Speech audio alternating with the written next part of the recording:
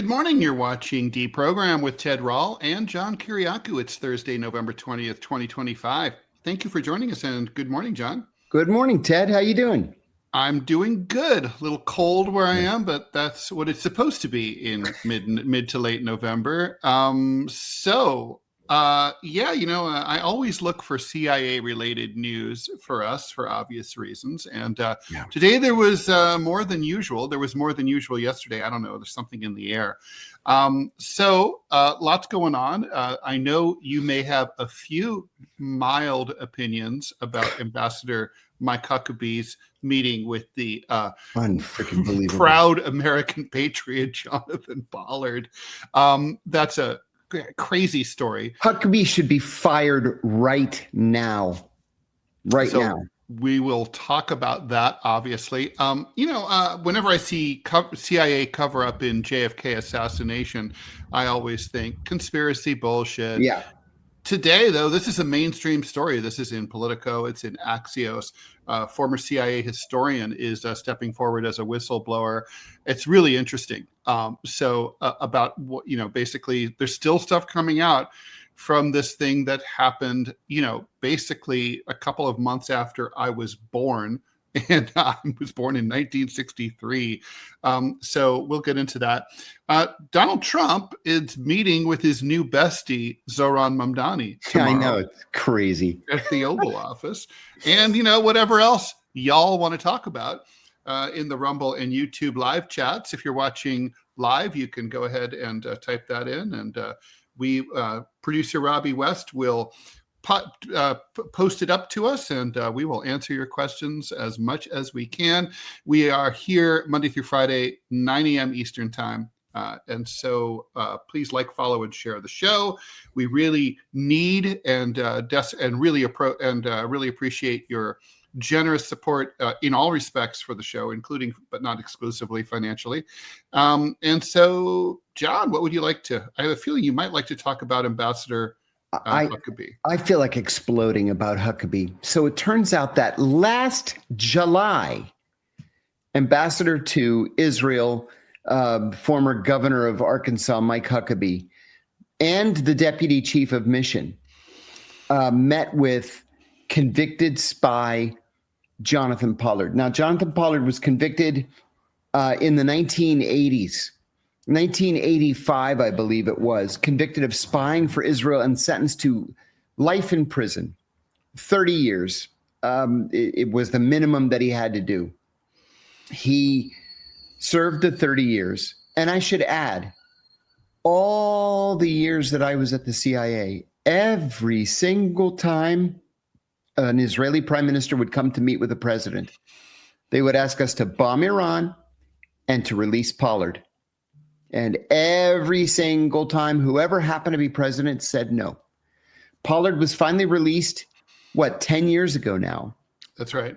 He was immediately granted Israeli citizenship, flown back to Israel on an Israeli military plane. Greeted as a hero. Greeted as a hero by Benjamin Netanyahu at the airport, and instantly bestowed with Israeli citizenship. Now he has the balls, the unmitigated gall, to run for the Knesset in the next election as an independent, but associated with the extreme right wing of Israeli politics. He wants to annex the occupied territories completely. Correct. Now, we already know, all of us know, that Mike Huckabee is so far to the right that he's actually fallen off the edge. He's an evangelical lunatic. He has no business being in any governmental position, but he was an early endorser of Donald Trump. And because he's an evangelical and wants all the Jews to return to Israel so that Jesus can come back and the rapture can happen, which never appears anywhere in the Bible, by the way. True. And doesn't seem like a good deal for the Jews, by the way. Yeah, it doesn't. No, because it's the end of the world. Exactly. Yeah. They're just the linchpin. It's like they're the red shirts in this Star Trek episode. This clown has got to go. He won't say. And I should add, they kept the Pollard meeting off the embassy's calendar. So only now are people finding out about it, and only because somebody called the New York Times and told them. And then the New York Times was able to confirm it with 2 other people inside the embassy. They interviewed Pollard, and he said, yeah, I met with Huckabee. I'm not going to tell you what we talked about. Huckabee has to resign today. So I want to be really clear here. So he should resign because of the breach of protocol. He should resign because of the kowtowing to a traitor. He should, like, all of the above, more. Yes. I yes to all of those. Yes. Yes. And another thing too, the Post and the Times are reporting today, and I think this is quite important, that the White House had no idea that this meeting took place and that they're apoplectic that it took place. Listen, I've worked in embassies for half my adult life. When an ambassador is meeting with somebody who is controversial, they have to cable the Secretary of State to ask permission. Huckabee did not. He did not do that. What was Huckabee thinking? Why did he think? I mean, Donald Trump does not strike anyone as the kind of person that you do this to. No. I mean, you wouldn't like it if you were president. I wouldn't like it either. Is he going to survive this? You know what? I think he will survive it only because Donald Trump seems to like the guy. But no other ambassador also, under any other he president must worry would about survive looking weak too, right? So if it'll be kind of a tacit admission if he fires Huckabee that, like, Huckabee pulled the wool over his eyes. Unless Trump calls him and says, Mike, you got to resign. Mm-hmm. This is unacceptable. And again, both the Post and the Times report that they report that Pollard called Trump a madman who has literally sold us down the drain for Saudi gold. You know, takes one madman to know one. I mean, Jonathan Pollard, I mean, I remember that very, very vividly. I mean, you know, anyone who's old enough, let's say over 50, remembers that very well. And I mean, he really, I mean, he probably made the strongest case against dual citizenship of any human being I've ever met. And just so people remember, I'm going to turn this light off real quick. Just so people remember what it was that Pollard did. Pollard sold top secret military cables and NSA intercepts to the Israelis, sold it, right, for money. The Israelis then traded that top secret information to the Soviet Union in exchange for Soviet Jews being allowed to settle in Israel. Pollard did it for the money. He was a traitor for money. This was not, this was not a Kim Philby situation. Absolutely not. Okay. I mean, look, I think it's disgusting too. I hope the president does the right thing. I have doubts, I hope so, to say the least. Okay. We have some questions. Let's get to them. FUSO, thanks for the $1. What do you make of the military Egyptian planes following Erica Kirk, as reported by Candace? I checked that out. I don't think it ever happened. Candace is literally the only person on earth who's reporting this. It's picked up by the Times of India and the Hindustan Times, and it's got a life of its own around, social media. But I just don't think this ever happened. That was my take as well. Wouldn't be the first time that her quote unquote reporting is less than waterproof. Three Birds, One Stone on Rumble asks, maybe we should start the show, although a little late with that, with how the Israelis killed more than 100 Palestinians last night and improvised exploded 124 buildings in Gaza in a single day. What a ceasefire they're keeping. Yeah. This is scandalous. I'm glad that you brought that up. Yeah. I mean, it's absolutely disgusting. I mean, here's the thing, right? Like you pointed this out months ago, that the Israelis have a long-standing practice of blowing up every ceasefire that they ever agreed to. They got dragged into this one, kicking and screaming by President Trump. Yes. And obviously they're trying to screw it up every way that they possibly can.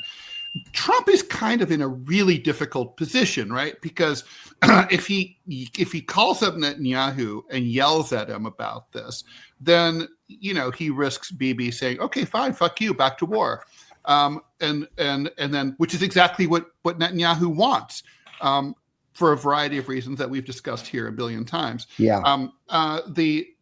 But if he doesn't do it, he comes off as a puss, which is not good either. That's right. I don't know what I would do in this situation. I think I would be starting to look at threatening them with cutting off aid. I mean, that's always been that's what George H.W. Bush did. And you have to be serious about it. It's the only thing that gets their attention, right?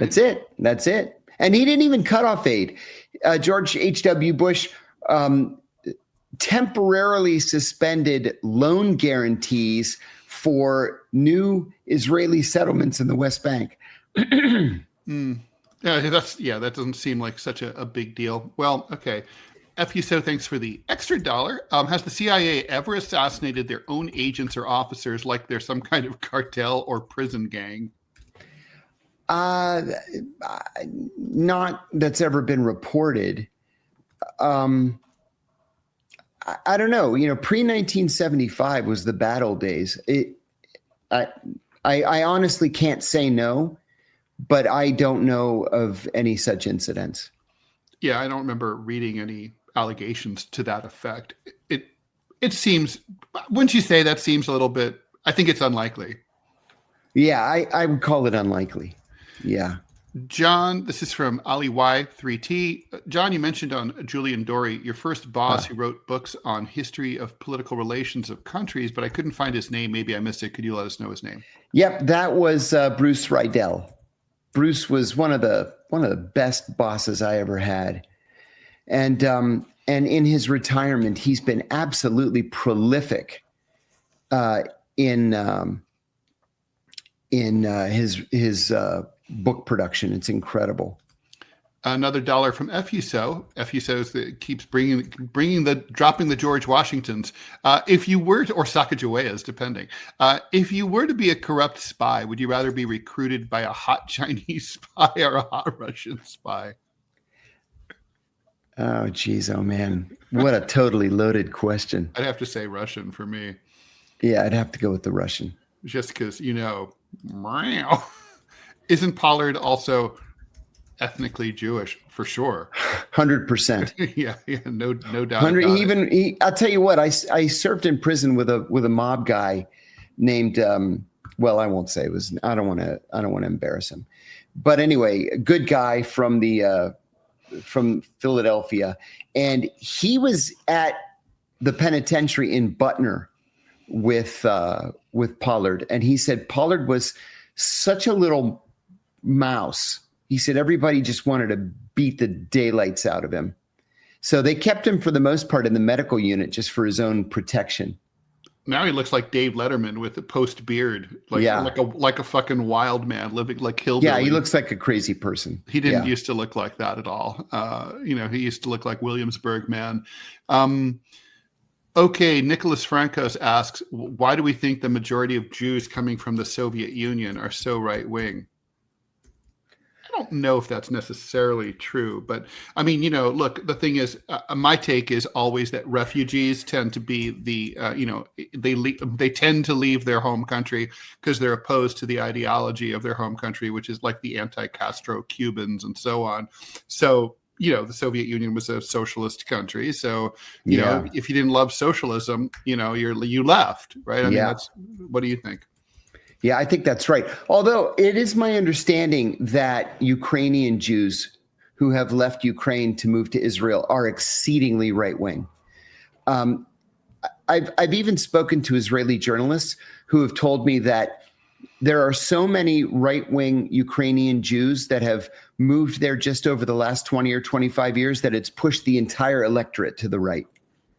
Crazy. Yeah, I mean, that's super interesting. I mean, that is a country that has a lot of, immigration and that country and their demographics change really radically in a relatively short amount of time as a result. I mean, we don't have that level of immigration in this country. Our demographics, we shift slowly. Yeah, we do. We shift slowly. And a country of only 9 million people can shift very quickly when you have these huge influxes. Yeah, 100,000 is a lot of people in a country of 9 million people. That's right. A quadruple JXYZ. Do we think the unveiled corruption in Ukraine, unveiled my ass, it's like it's always been in open, in plain sight, will influence the Western support in any ways? It's a great question, though. We're talking about, of course, the recent scandal of the people surrounding Zelensky in this, energy bribery kind of thing, which kind of has echoes of the Hunter Biden Burisma shit. I don't. What do you think, John? I don't think that the U.S. is going to back away from Ukraine. I mean, no. Corruption goes with the territory over there. It does.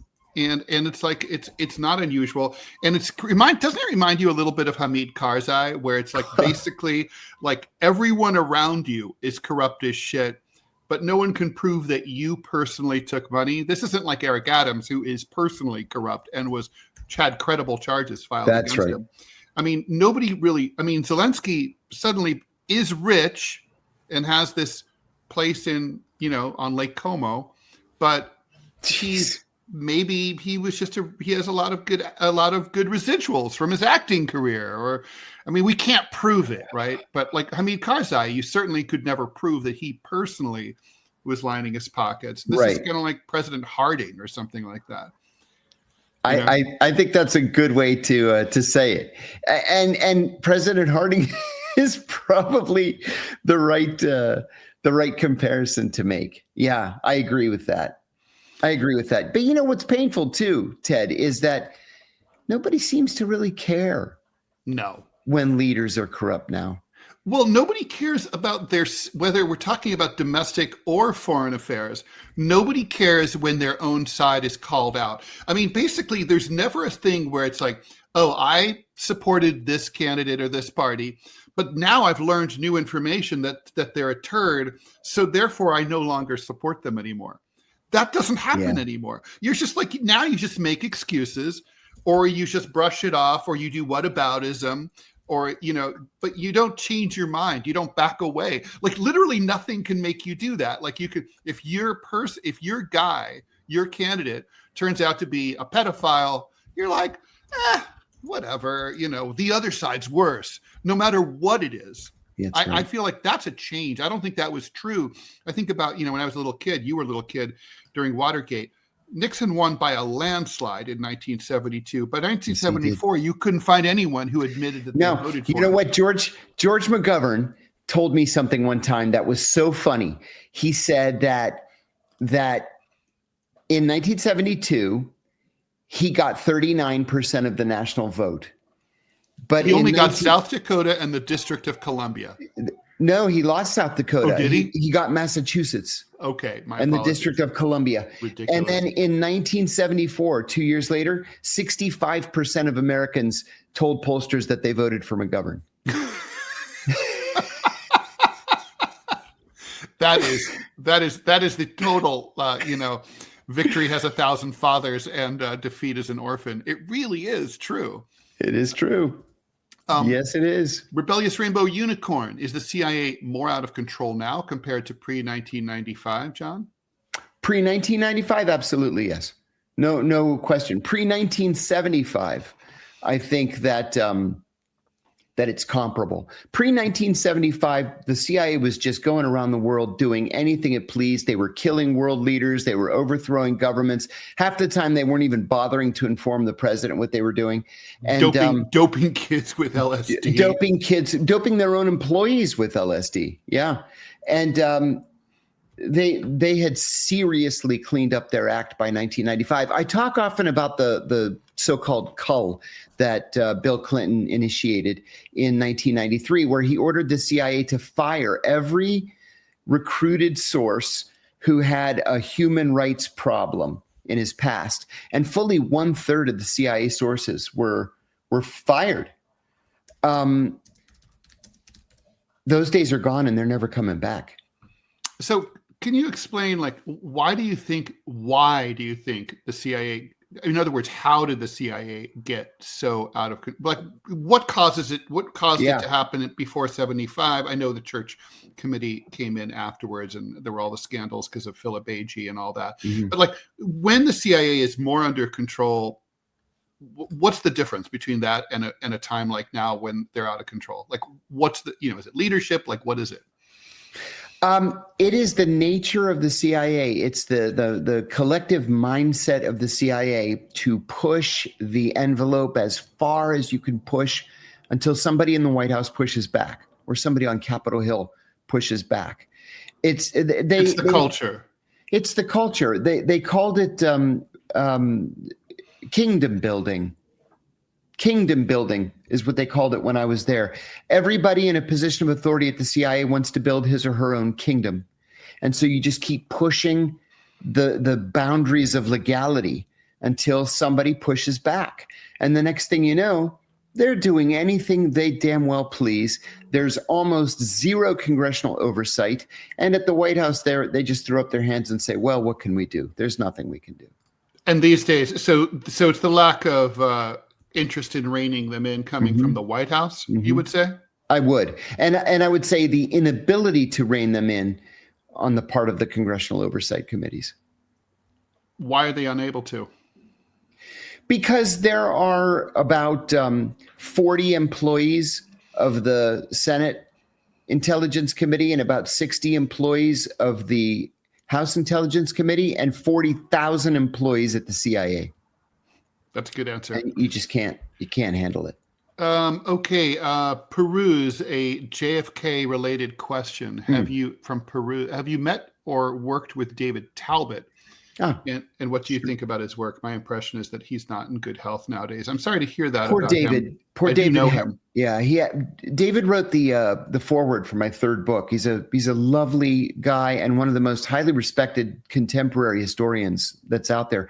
He had a debilitating, serious stroke, his second stroke, a few months ago, and the last I heard was unable to care for himself, unable to speak, and certainly unable to write. The poor guy.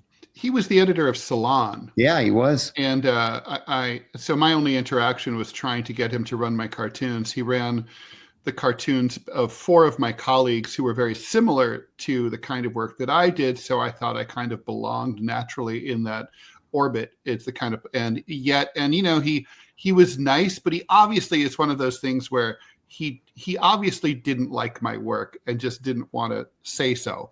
And he never ran it ever. And, it was always a source of frustration to me, but, he's allowed to not like my work. That was my interaction with him. Right. He was always polite, but albeit a little weaselly about it. Editors, US XXX A-Rod 21. Thanks for the $2. Have you seen the story about the FSB attacking Polish train tracks with C4 explosives? Was Poland right to worry about Putin and his ambitions? Or is this mind games Putin is playing? Is there a real issue? In other words, is there a real danger of Russia invading Poland here? Yeah. Yes, the Poles have reason to be worried. Really? Yeah, I do. I do believe that. Listen, the Russians are just like every other country, just like every other superpower or regional superpower. They're gonna carry out operations against the countries that they believe are threats to them, and sometimes those operations are large scale, and sometimes they're small scale. But sabotage is just a normal thing. I mean, it's almost. I mean, it's not really. I mean, it's almost an act of war, right? I mean, going into a sovereign state and and a bombing NATO their country, transportation infrastructure. Absolutely right. But listen, even if they got caught, nobody's going to go to war over some train tracks. I don't think that Russia would invade Poland. No, I don't think. Absolutely not. Because to invade Poland is to invade NATO, and then it's going to require a massive response. Yeah. Destined for Nothing says, John, I saw a job posting yesterday, now removed, for a director of identity intelligence at Health and Human Services. HHS. Yeah, Health and Human Services. Can you shed some light on what that could mean? A director of identity intelligence. The word identity throws me. I honestly don't know what that could mean. It's not unusual for almost every federal department to have an intelligence office. For example, there's a CIA representative from the analytics side, from the Directorate of Intelligence, at Treasury, at Commerce, at Energy. They're all over the place. Just because there is intelligence that comes in every day that needs to be shared with the leaderships of those departments, right? Maybe you pick up something about threats to air travel, or about some germ that's been developed somewhere, or you stole the Japanese, trade negotiation talking points and you need to share them or whatever. But identity intelligence, it doesn't have a meaning for me. I'm not sure what that is. I mean, all I can think of is HHS has clients. Maybe they want to know if they're U.S. citizens, or they want to know who they are. But that would normally fall. It's possible, but that would normally fall under the Office of Security. Yeah. All right. So yeah, I have no clue here. Rebellious Rainbow, rebellious, and see, I remembered just to say rebellious instead of the whole rebellious rainbow unicorn. Rebellious says identity access is cybersecurity. That would make sense. Thank you for that. Nicholas Francos, do we see Trump getting the rare earth metals from Ukraine as per that deal? It seems to me that Putin is getting all of them. Well, Putin occupies the territory where they are, and that territory is never going back to Ukraine, ever. No, sir. So it is not. By the way, thank you so much, Racy 2020, longtime listener and viewer, is now a monthly supporter of DeProgram. Oh, thank you. Much appreciated. FU so, here's a buck. John, this is your question. What would it take to actually reform or dismantle the CIA? Can I get away with saying stay tuned to this channel? Yes, you can, and I know why. Yes, I'm hoping to have kind of a big announcement in the next 2 weeks. Yeah, that'll be cool. Maybe two announcements. Maybe two announcements. All right. Kapunkt T589. Do we think that Israel has crossed the point of no return in regards to how the world sees Israelis, or does it take time and people will forget that Israel committed genocide? I think 100%. There's no going back. I mean, I think it's so radical at this point. They've fallen off the cliff in international opinion polling and domestic opinion polling, and most importantly with young people, which means that these are opinions that are baked into the generations that are going to be moving forward over the next few decades. I don't see, even if Israel were to say, we were wrong, we apologize, we want to help create a Palestinian state. I mean, none of these things are going to happen. But even if they did that, I think it's not going to be forgiven. I think it went on for so long. It was so extreme. And now it's being so reported. It's baked in. I don't see that being done. I think Israel's kind of dead to a significant percentage of the population. What do you think? With the exception of Arab countries who do as they're told and don't give a shit about the Palestinians.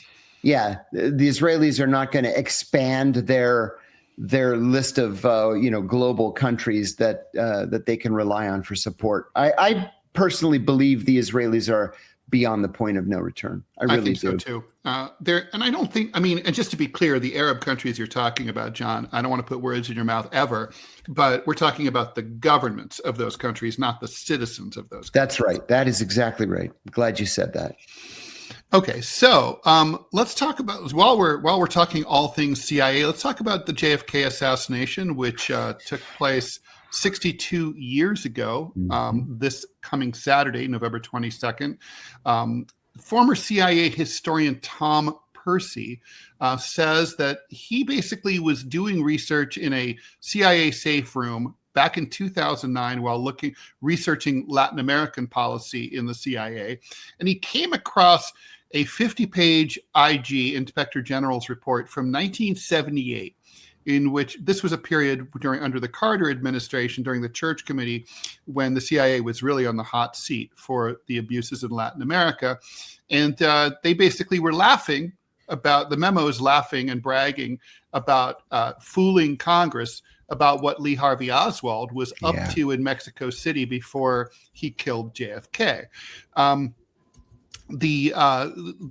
It shows basically this is kind of considered a blueprint for how you can lie to Congress as a government agency, and basically there were sanitized, in other words, expunged duplicates of files sent to the House Select Committee, Chief Counsel. They got rid of all the key evidence, and they insulted him. They insulted him by calling him incurious. Well, it sounds like they weren't wrong. It sounds like he sort of give everything a quick 20, 30 minute glance and then back to Scotch on the rocks. Right.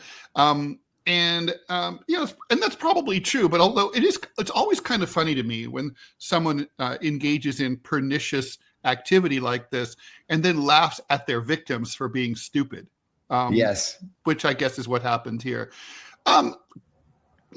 John, can you talk a little bit about this? I mean, first of all, this sounds credible to me.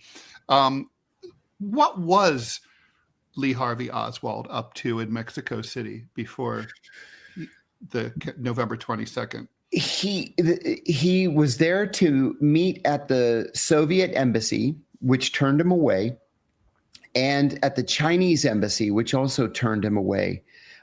We only learned recently that the CIA was surveilling him in Mexico City in this most recent tranche of documents. But the CIA denied that they had any knowledge of Oswald being in Mexico City. That was a lie. And another lie is, and we just learned this in the latest tranche, the other lie was that the CIA had no contact with Oswald. And not only did they have contact with Oswald, but James Angleton, the deputy director for counterintelligence, ordered that the CIA recruit Oswald, even if Oswald didn't realize he had been recruited. So, what would that look like? Oh, you can do it as a false flag. You can do it pretending to be Russian, for example, or you can say you're a businessman looking to hire a consultant. You can tell any kind of lie you want just to set the person's mind at ease. Why was the CIA, why did they feel a need to not reveal that? What would have been exposed by them just saying, we were surveilling him and here's what we knew? Yeah, that's just inexplicable, Ted. The CIA would have been so much better off. The country would have been so much better off just being honest from the beginning. Or did they think it would raise additional questions? I think they probably did. But you and I, we just said this a couple of days ago, didn't we? That the cover-up is always worse than the crime. And so, But they just didn't want to. It sounds to me like they just didn't want to be.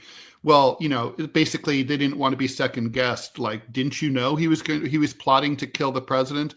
If so, why didn't you, or did you know and did you let it happen? Did you continue to surveil him when he came to Dallas? Right. I mean, exactly. They didn't want to be bothered. It sounds like. I think that's exactly what it was.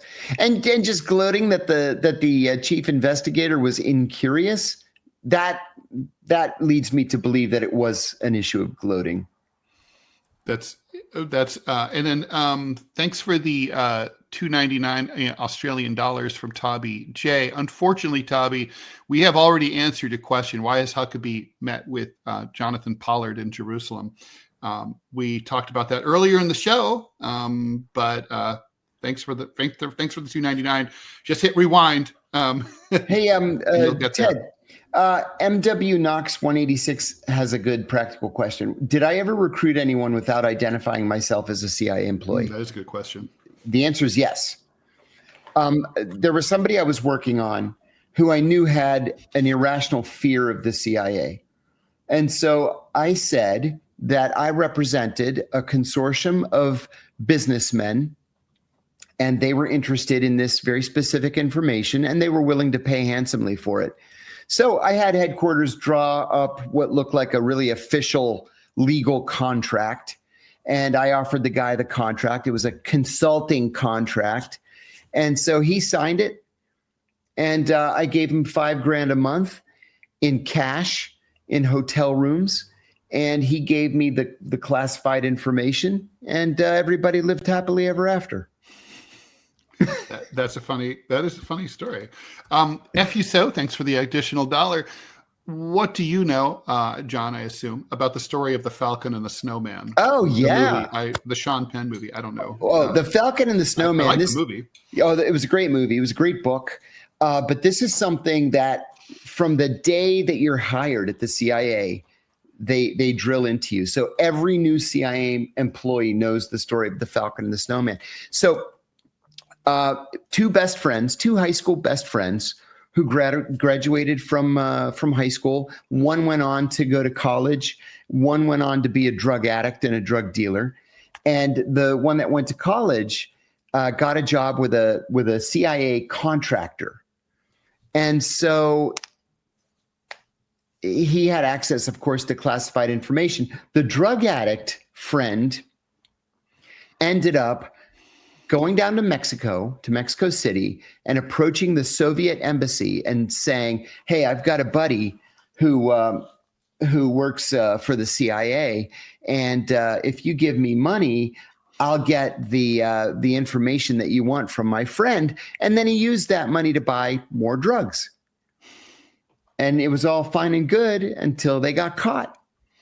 And one cooperated, or both cooperated. Actually, I'm going to Google it now because I can't remember if it was one or both that cooperated. But they both ended up with long prison sentences. I'm going to look it up right now. While you're hearing that, go ahead. Yeah, it was Christopher Boyce, who was played by Timothy Hutton. Mm-hmm. His dad got him a job at the CIA, and then casting. Yeah, his friend finally admitted, "Hey, I've been all the questions that I ask you, I've been telling the Soviet embassy in Mexico City." He suggested that they run off to Costa Rica, where he had secretly bought a house. Instead, Boyce turned himself in. Yeah. The reason they called him the Falcon and the Snowman is the Timothy Hutton character raised falcons. And the Snowman was, of course, self-explanatory. A cokehead. Yeah. Right. Sean Pat 6882, is the fear of the CIA ever irrational? I'd say no. No. Fear of government is never irrational. No.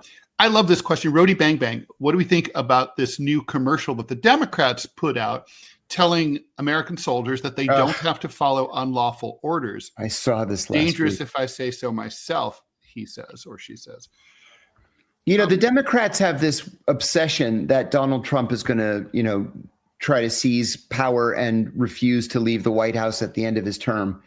And Trump loves trolling them on issues like this. Yeah. So the Democrats last week. Democrats have some cause to be concerned about that, in fairness. Maybe just a little. No, I think Trump's just enjoying himself watching the Democrats, lose their minds over this. So more than several, half a dozen Democratic leaders last week came out with this nicely produced advertisement urging members of the military to defy illegal unlawful orders. That, if Trump says he's not leaving, he's going to declare himself dictator or whatever. That I'm wondering what that also. I took that also as having to do with the ICE actions on the streets and the National Guard being sent to various American cities, like they're in Charlotte. That would be more immediate. I didn't see it that way. That would be a little bit scarier. I mean, so it's so impossible, right? I've never understood how members of the military reconcile this innate contradiction, which you and I have talked about before, between being told that you have to follow orders unquestioningly from your commanding officer, and at the same time, you shouldn't, and in fact, you're legally prohibited from following unlawful orders. Those two directives seem to me like they're going to come into conflict, and it's impossible for a service person to know what to do in a My Lai type situation. You know, I mean, what's morally right. Yeah. But I mean, what do you really, truly? I feel like it's an impossible situation. I wouldn't want to be in a situation like this. It's like at the very end of his first term when Trump walked out into that demonstration in front of St. John's church across the street from the White House and asked the chairman of the Joint Chiefs of Staff, well, why don't you just shoot them? And he's like, serious? I have to explain to you why we can't just go out and shoot unarmed civilians in the streets in front of the White House? Insane. So, I mean, I don't know. Is it dangerous? I mean, is it dangerous to say, to have a political party say, you don't have to necessarily follow the orders that you get when you're in the armed services? I mean, it's a statement of fact. You don't necessarily. Right. It could be dangerous. Yes. And I think the Democrats are jumping the gun on this. I really do. I mean, it does seem like probably, I wish that they'd had less balls here and more balls in the showdown over the shutdown.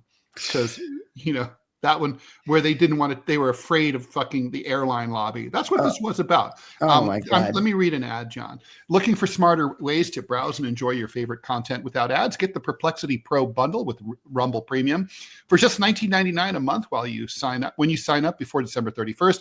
Normally it's a $29.99 value. With Rumble Premium, you'll get an ad-free viewing experience across all your devices and access to exclusive premium content, no interruptions, just the videos and streams you love anytime, anywhere.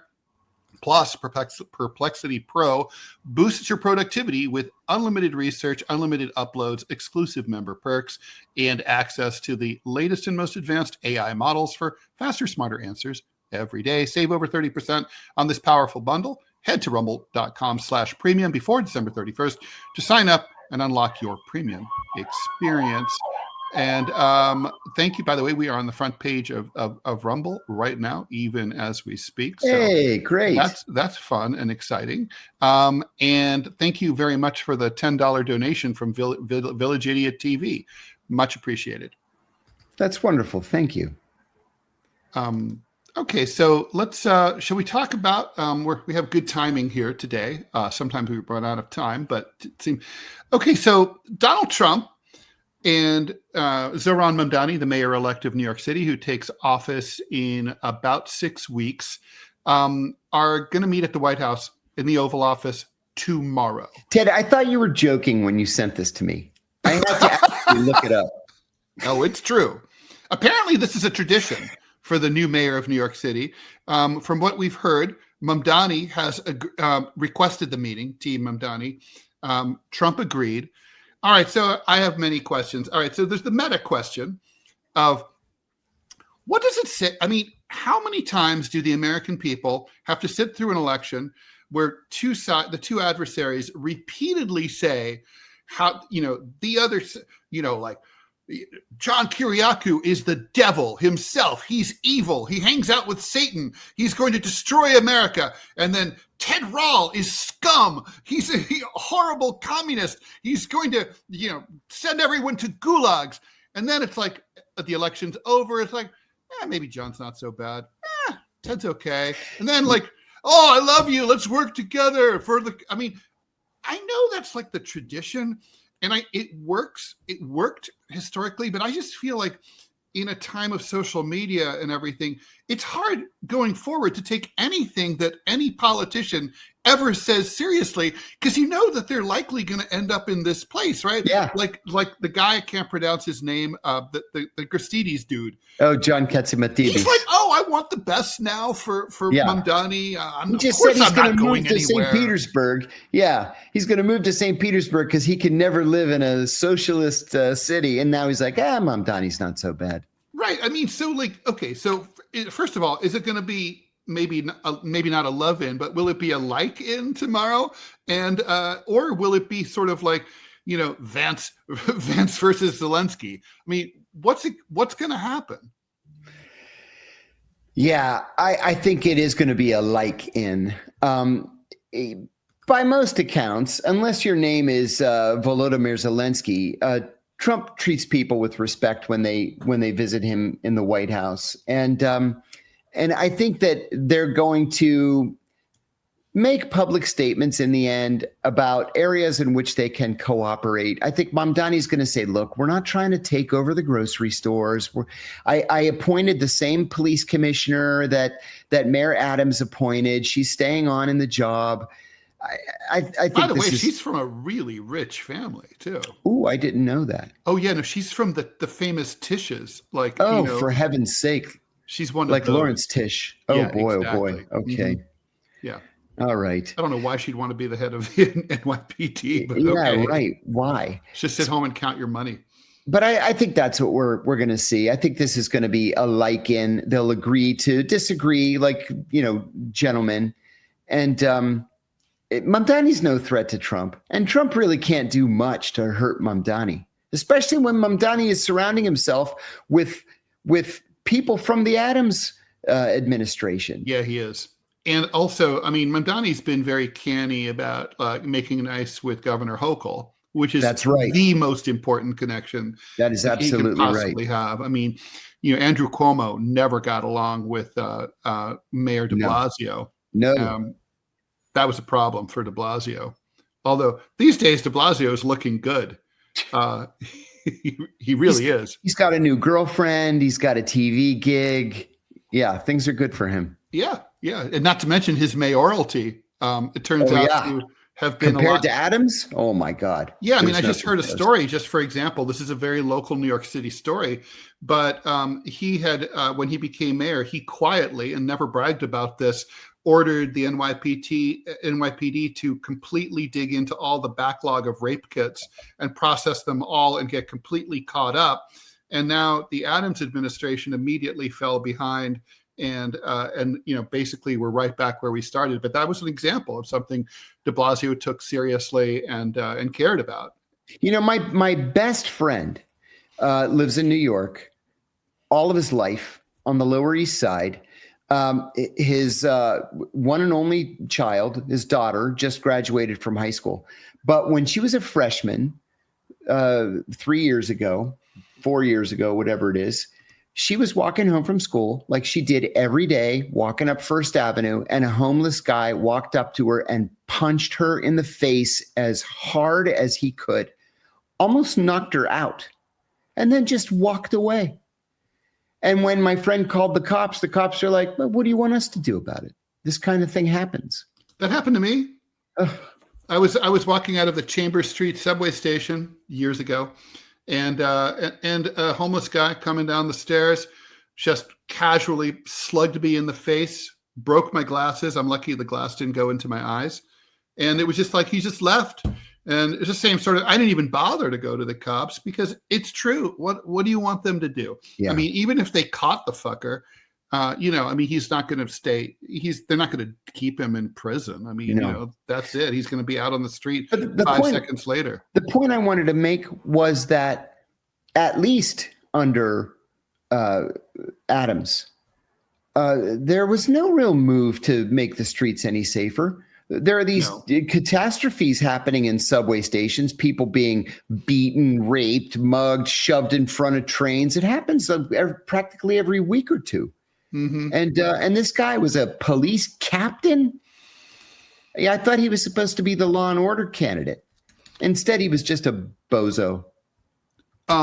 Yeah. By the way, speaking of which, remember that really crazy story in New York, I think this happened in Coney Island at the end of the line in Brooklyn, where a lady was set on fire. A homeless lady was set on fire by some degenerate. Well, a similar event just happened yesterday in Chicago, where a woman was set on, I don't know if it's a woman or a man, the victim, someone was set on fire. And the suspect was apprehended. I was wondering, this wasn't a main, but what do you think about the fact that the Chicago police have decided to charge him with terrorism, the arsonist? Oh God, we've talked about this in the past. Terrorism is inflicting terror on a population for a political purpose. Yeah. So this is not terrorism. No, it's not. Let's go through some comments. Phil 2082, ICE is literally not evil. They are literally not doing evil. It is literally not evil to enforce immigration laws. Democrats are evil for committing sedition and treason with that video. I appreciate the comment. And here's the thing. I agree 100% that, a country has the duty and the right to enforce its laws, and illegal immigration is illegal. But the thing is, how you enforce the law matters. Like if a cop stops you for speeding, he can't just shoot you. Well, he was enforcing the law. It's like, okay, but he wasn't enforcing the law the right way. ICE is not enforcing the law the right way. They're ethnically profiling. They're grabbing, and we know they're ethnically profiling because they're grabbing people who are U.S. citizens, including Native detaining them for Americans. days. Native Americans who happen to have brown skin, are being arrested and detained. In one case, deported to Mexico. Yeah. So that's, I mean, and also there's prosecutorial discretion, right? Like obviously a cop should pull, if the speed limit's 55, the cop should pull over the dude going 95 before he pulls over the guy going 58. And like, this is, again, ICE is not doing that. ICE is they're not going after like convicted rapists who are illegal immigrants. They're going after sort of anyone and everyone. And it seems almost like the low hanging fruit is people dropping their kids off at school and stuff. I mean, it's wrong. Question for both of us. Do we consume media in your other languages like music, movies, TV, etc.? I absolutely do. Absolutely, I watch French films and I listen to French music 100%. Listen, I even have this app on my phone called Ertflix. Ert is E-R-T, Ελληνική ραδιοφωνία τηλεόραση, Greek radio and television. This Ertflix has like every channel in Greece, and you can watch movies and concerts and soap operas and sports events. I watch it every single day. And then so I even have TV for France, for Greece. Yeah, there's a TV station in Patras, Greece's third city on the west coast, that has its own app. I watch Patras TV, and then the Church of Greece has its own app, its own TV station. So I just watch. I stopped going to church, I don't know, a year ago. So I just watch church on TV on Sunday mornings. I will want to ask you about the not going to church, but let's try to get through some more questions. Frasmataz, request for you, John. Please recount one of your best Alec Baldwin stories for us when time permits. I haven't heard a single Alec Baldwin story since the Sputnik Assange days, and then his film Rust. I have a Alec story too, but go ahead. Alec Baldwin and I hate each other, and hate each other to the point where we can't be in the same room together. And how did this happen? The story, we met once. A friend of mine wanted to write a play about my trial, or the case leading up to trial. And he wanted to do it off Broadway. And Alec was interested in playing me. And so we met for lunch one day in New York. Amazing. And my friend's an Academy Award-winning screenwriter. So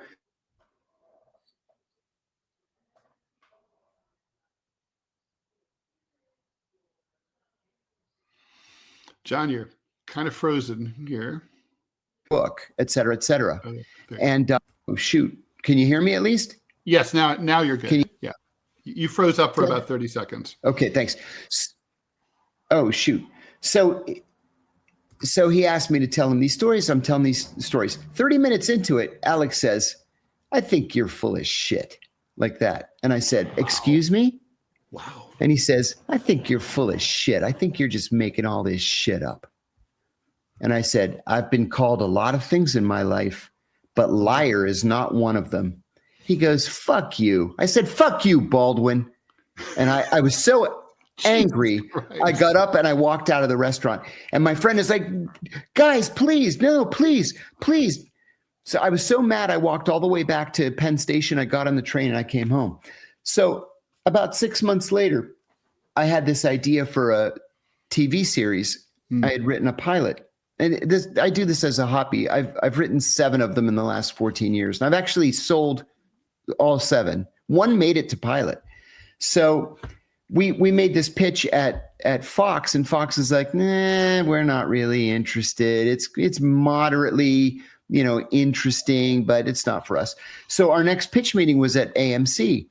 And before we went in, my buddy said, we can guarantee a sale to AMC if we can attach an A-list star. And I said, oh, please don't. I said, please. And he says, he's an Academy Award winner. He's an Emmy Award winner. So we called him. We went to Soho House. They have breakout rooms there. We called him. And my friend said, Alec, I'm here with Kiriakou. And Baldwin says, what's that asshole want? And I said, yeah, nice to talk to you too again, Alec. And then he said, well, John's got an idea for a show. And I told him the idea for the show. And he says, actually, that is a pretty good idea. Go ahead and attach me. So we attached him. We sold it to AMC the very next day. And 6 weeks later, I called my attorney and I said, I haven't heard anything from AMC's business affairs office. I have no idea if my deal's been negotiated. He said, I forgot all about that. Let me call over there.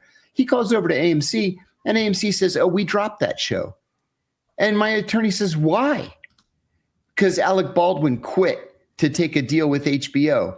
So I called him back and I said, fuck you, Baldwin. Don't ever call me again. And I hung up. That was the last time we spoke. Yeah, it sounds like this relationship, this friendship might be beyond redemption, John. Just saying. Yeah, no. And then when he got arrested for shooting that assistant director or whatever she was on the movie Rust, my buddy called and said, hey, it looks like Alec may be going to prison. You might want to give him a ring and just try to.